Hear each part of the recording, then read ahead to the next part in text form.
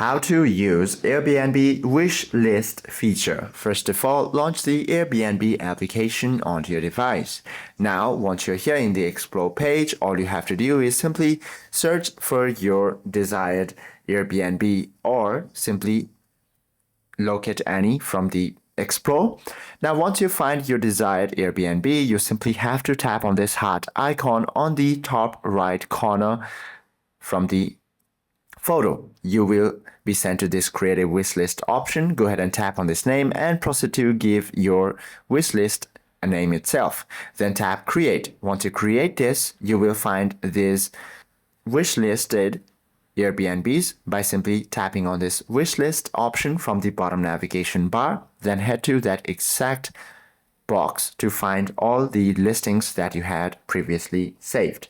Hope this video helps you out a lot. If you have any questions or queries, please do comment down below.